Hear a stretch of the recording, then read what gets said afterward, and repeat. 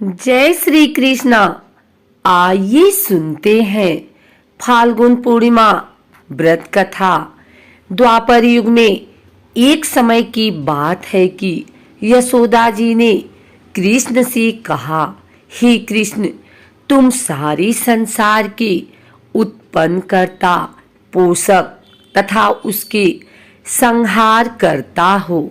आज कोई ऐसा व्रत मुझसे कहो जिसके करने से मृत्युलोक में स्त्रियों को विधवा होने का भय न रहे तथा यह व्रत सभी मनुष्यों की मनोकामनाएं पूर्ण करने वाला हो। श्री कृष्ण कहने लगे, हे माता, तुमने अति सुंदर प्रश्न किया है। मैं तुमसे ऐसे ही व्रत का विस्तार कहता हूँ। सौभाग्य की प्राप्ति के लिए स्त्रियों को 32 पूर्णमासियों का व्रत करना चाहिए। इस व्रत के करने से स्त्रियों को सौभाग्य संपत्ति मिलती है। यह व्रत अचल सौभाग्य देने वाला एवं भगवान शिव के प्रति मनुष्य मात्र की भक्ति को बढ़ाने वाला है। यशोदा जी कहने लगी, हे कृष्ण, सर्वप्रथम इस व्रत को मृत्युलोक में किसने किया था, इसके विषय में विस्तार पूर्वक मुझसे कहो। श्री कृष्ण जी कहने लगे कि इस भूमंडल पर एक अत्यंत प्रसिद्ध राजा चंद्रहास से पालित अनेक प्रकार के रत्नों से परिपूर्ण कातिका नाम की एक नगरी थी। वहां पर धनेश्वर नाम का एक ब्राह्मण था और उसकी स्त्री अति सुशीला रूपवती थी। दोनों ही उस नगरी में बड़ी प्रेम के साथ रहते थे। घर में धन धान्य आदि की कमी नहीं थी। उनको एक बड़ा दुख था कि उनकी कोई संतान नहीं थी। इस दुख से वह अत्यंत दुखी रहते थे। एक समय एक बड़ा तपस्वी योगी उस नगरी में आया। वह योगी उस ब्राह्मण के घर को छोड़कर अन्य सब घरों से भिक्षा लाकर भोजन किया करता था। रूपवती से वह भिक्षा नहीं लिया करता था। उस योगी ने एक दिन रूपवती से भिक्षा न लेकर किसी अन्य घर से भिक्षा लेकर गंगा किनारे जाकर भिक्षान को प्रेम पूर्वक खा रहा था कि धनेश्वर ने योगी को यह सब कार्य किसी प्रकार से देख लिया। अपनी भिक्षा के अनादर से दुखी होकर धनेश्वर योगी से बोला, महात्मन, आप सब घरों से भिक्षा लेते हैं परंतु मेरे घर की भिक्षा कभी भी नहीं लेते। इसका कारण क्या है? योगी ने कहा कि निसंतान के घर की भी पतितों के अन्न के तुल्य होती है और जो पतितों का अन्न खाता है वह भी पतित हो जाता है। चूंकि तुम निसंतान हो अतः पतित हो जाने के भय से मैं तुम्हारे घर की भिक्षा नहीं लेता हूँ। धनेश्वर यह बात सुनकर अपने मन में बहुत दुखी हुआ और हाथ जोड़कर योगी के पैरों पर गिर पड़ा। आर्तभाव से कहने लगा, हे महाराज, यदि ऐसा है तो आप मुझको पुत्र प्राप्ति का उपाय बताइए।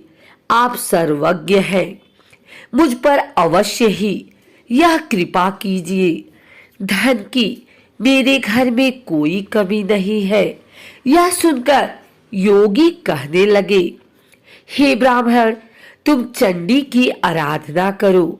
घर आकर उसने अपने स्त्री से सब वृतांत कहा और स्वयं तप के निमित्त वन में चला गया।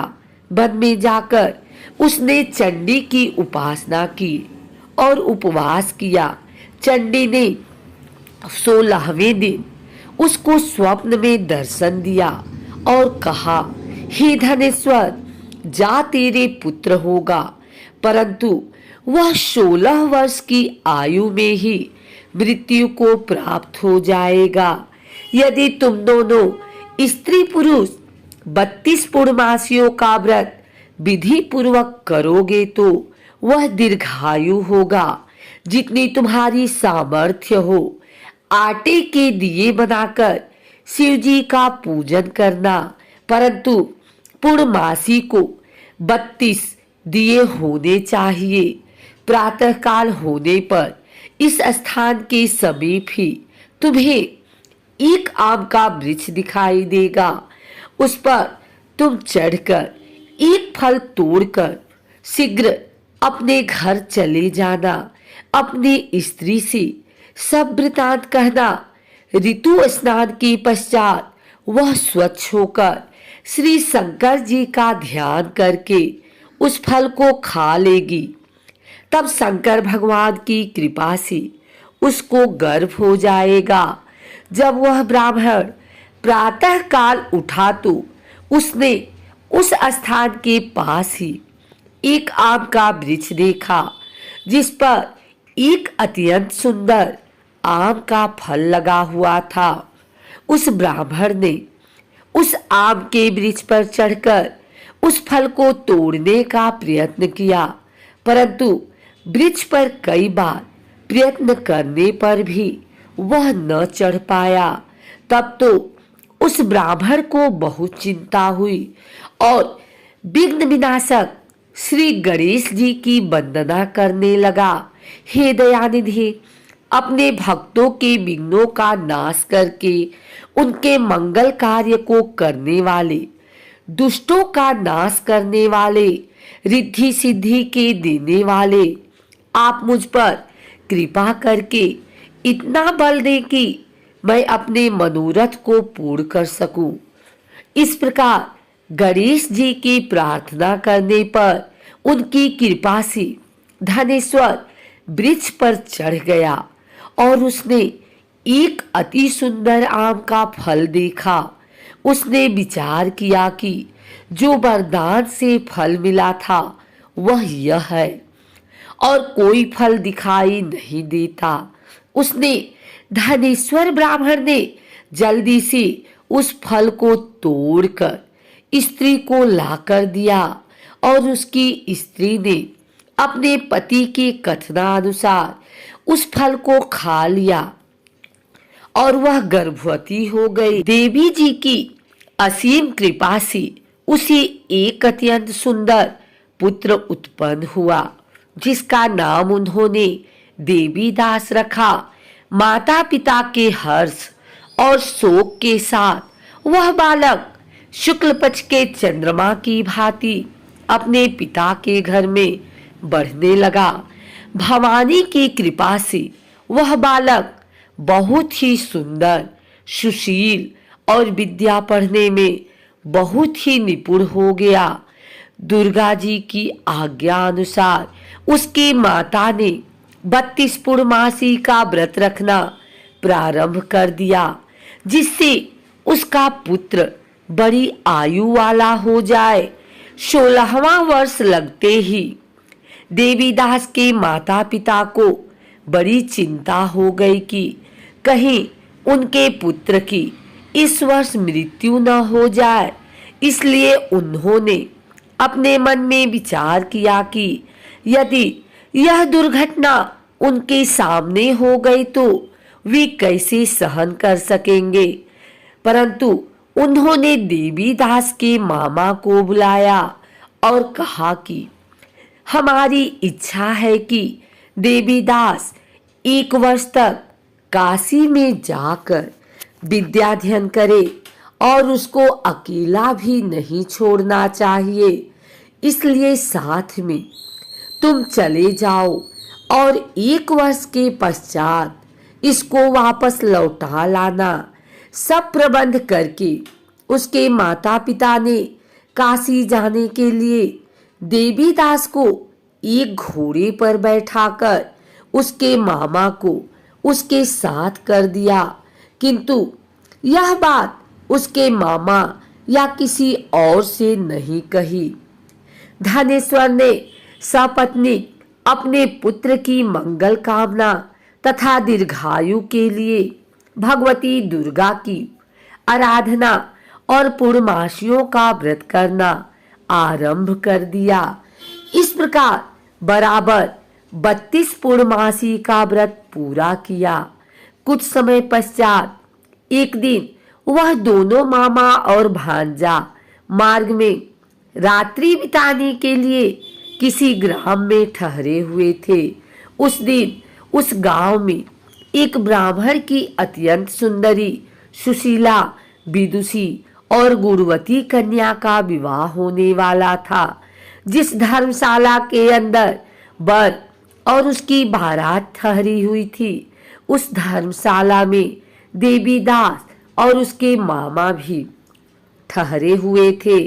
संयोगवश कन्या को तेल आदि चढ़ाकर मंडप आदि का कृत्य किया गया तो लग्न के समय वर को धनुर्वात हो गया और वर के पिता ने अपने कुटुंबियों से परामर्श करके निश्चय किया कि यह देवीदास मेरे पुत्र जैसा ही सुंदर है, मैं इसके साथ ही लग्न करा दूं और बाद में विवाह के अन्य कार्य मेरे लड़के के साथ हो जाएंगे।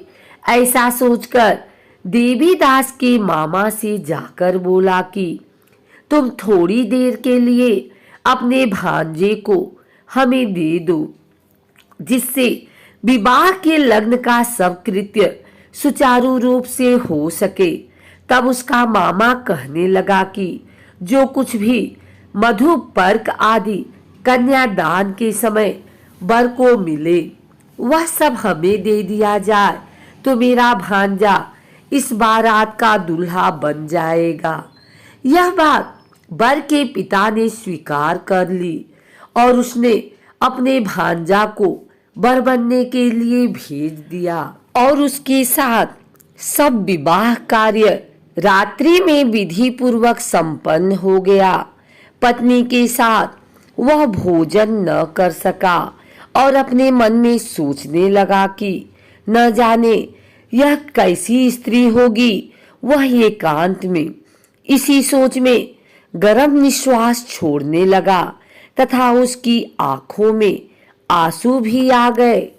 तब वधू ने पूछा कि क्या बात है, आप इतने उदासीन और दुखी क्यों हो रहे हैं। तब उसने सब बातें जो वर के पिता व उसके मामा से हुई थी उसको बतला दी। तब कन्या कहने लगी कि यह ब्रह्म विवाह के विपरीत हो कैसे सकता है। देव ब्राह्मण और अग्नि के सामने मैंने आपको ही अपना पति बनाया है, इसलिए आप ही मेरे पति हैं। मैं आपकी ही पत्नी रहूंगी, किसी अन्य की कदापि नहीं। तब देवीदास ने कहा, ऐसा मत करिए, क्योंकि मेरी आयु बहुत थोड़ी है। मेरे पश्चात आपकी क्या गति होगी। इन बातों को अच्छी तरह विचार कर लो। परंतु वह दृढ़ विचार वाली थी। बोली कि जो आपकी गति होगी वही मेरी गति होगी। हे स्वामी, आप उठिए और भोजन करिए, आप निश्चय ही भूखे होंगे। इसके बाद देवीदास और उसकी पत्नी दोनों ने भोजन किया तथा शेष रात्रि वे सोते रहे। प्रातःकाल देवीदास ने अपनी पत्नी को 3 नगों से जड़ी हुई एक अंगूठी दी, एक रुमाल दिया और बोला, हे प्रिय, इसे लो और संकेत समझकर स्थिर चित्त हो जाओ। मेरा मरण और जीवन जानने के लिए एक पुष्प वाटिका बना लो, उसमें सुगंधित वाली एक 9 मल्लिका लगा लो। उसको प्रतिदिन जल से सींचा करो और आनंद के साथ खेलो कूदो तथा उत्सव मनाओ। जिस समय और जिस दिन मेरा प्राणांत होगा, ये फूल सूख जाएंगे और जब ये फिर हरे हो जाएं तो जान लेना कि मैं जीवित हूँ। यह बात निश्चय करके समझ लेना, इसमें कोई संशय नहीं है। यह समझाकर वह चला गया। प्रातः काल होते ही वहां पर गाजे बाजे बजने लगे और जिस समय विवाह के कार्य समाप्त करने के लिए वर तथा सब बाराती मंडप में आए तो कन्या ने वर को भली प्रकार से देखकर अपने पिता से कहा कि यह मेरा पति नहीं है, मेरा पति वही है जिसके साथ रात्रि में मेरा पाणी ग्रहण हुआ था। इसके साथ मेरा विवाह नहीं हुआ है। यदि यह वही है तो बताए कि मैंने इसको क्या दिया। मधुपर और कन्यादान के समय जो मैंने भूषणादि दिए थे उन्हें दिखाए तथा रात में मैंने क्या गुप्त बातें कही थी वह सब सुनाए। पिता ने उसके कथनानुसार वर को बुलवाया। कन्या की यह सब बातें सुनकर वह कहने लगा कि मैं कुछ नहीं जानता। इसके पश्चात लज्जित होकर वह अपना सा मुंह लेकर चला गया और सारी बारात भी अपमानित होकर वहां से लौट गई। भगवान श्री कृष्ण बोले, हे माता, इस प्रकार देवीदास काशी विद्याध्ययन के लिए चला गया। जब कुछ समय बीत गया तो काल से प्रेरित होकर एक सर्प रात्रि के समय उसको डसने के लिए वहां पर आया। उस विषधर के प्रभाव से उसके शयन का स्थान चारों ओर से विष की ज्वाला से विषैला हो गया, परंतु व्रतराज के प्रभाव से उसको काटने न पाया, क्योंकि पहले ही उसकी माता ने 32 पूर्णिमा का व्रत कर रखा था।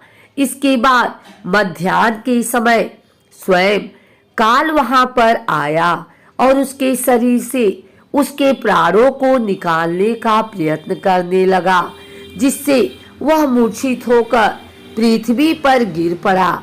भगवान की कृपा से उसी समय पार्वती जी के साथ श्री शंकर जी वहां पर आ गए। उसको मूर्छित दशा में देखकर पार्वती जी ने भगवान शंकर से प्रार्थना की कि हे महाराज, इस बालक की माता ने पहले 32 पूर्णिमा का व्रत किया था, जिसके प्रभाव से हे भगवान आप इसको प्राण दान दे। भवानी के कहने पर भक्तवत्सल भगवान श्री शिव जी ने उसको प्राण दान दे दिया। इस व्रत के प्रभाव से काल को भी पीछे हटना पड़ा और देवीदास स्वस्थ होकर बैठ गया। उसकी स्त्री उसके काल की प्रतीक्षा किया करती थी।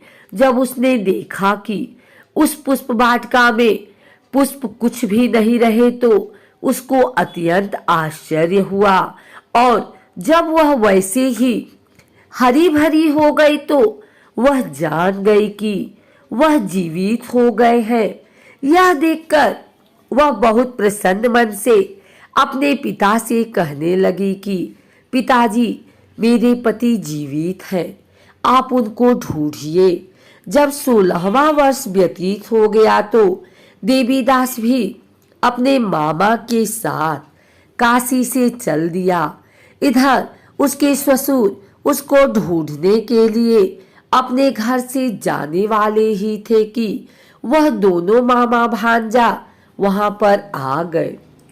उसको आया देखकर उसका ससुर बड़ी प्रसन्नता के साथ अपने घर में ले आया। उस समय नगर के निवासी भी वहां इकट्ठे हो गए और सबने निश्चय किया कि अवश्य ही इसी बालक के साथ इस कन्या का विवाह हुआ था। उस बालक को जब कन्या ने देखा तो पहचान लिया और कहा कि यह तो वही है जो संकेत करके गया था। तदुपरांत सभी कहने लगे कि भला हुआ जो यह आ गया, और सब नगरवासियों ने आनंद मनाया। कुछ दिन बाद देवीदास अपनी पत्नी और मामा के साथ अपने ससुर के घर से बहुत सा उपहार आदि लेकर अपने घर के लिए प्रस्थान किया। तब वह अपने गांव के निकट आ गया तो कई लोगों ने उसको देखकर उसके माता पिता को पहले ही जाकर खबर दे दी कि तुम्हारा पुत्र देवीदास अपनी पत्नी और मामा के सहित आ रहा है। ऐसा समाचार सुनकर पहले तो उन्हें विश्वास ही नहीं हुआ, किंतु जब और लोगों ने भी आकर उनकी बात का समर्थन किया तो उनको बड़ा आश्चर्य हुआ। लेकिन थोड़ी देर में देवीदास ने आकर अपने माता पिता के चरणों में अपना सिर रखकर प्रणाम किया और उसकी पत्नी ने अपने सास ससुर के चरणों को स्पर्श किया तो माता पिता ने अपने पुत्र और पुत्रवधू को अपने हृदय से लगा लिया और दोनों की आंखों में प्रेमाश्रु बह चले। अपने पुत्र और पुत्रवधू के आने की खुशी में धनेश्वर ने बड़ा भारी उत्सव किया और ब्राह्मणों को भी बहुत सी दान दक्षिणा देकर प्रसन्न किया। श्री कृष्ण जी कहने लगे कि इस प्रकार धनेश्वर 32 पूर्णिमाओं के व्रत के प्रभाव से पुत्रवान हो गया। जो भी स्त्रियां इस व्रत को करती हैं वे जन्म जन्मांतर में वैधव्य का दुख नहीं भोगती और सदैव सौभाग्यवती रहती हैं। यह मेरा वचन है, इसमें कोई संदेह नहीं मानना। यह व्रत पुत्र पौत्रों को देने वाला तथा संपूर्ण मनोकामनाओं को पूर्ण करने वाला है। 32 पूर्णिमाओं के व्रत करने से व्रती की सब इच्छाएं भगवान शिव जी की कृपा से पूर्ण हो जाती हैं।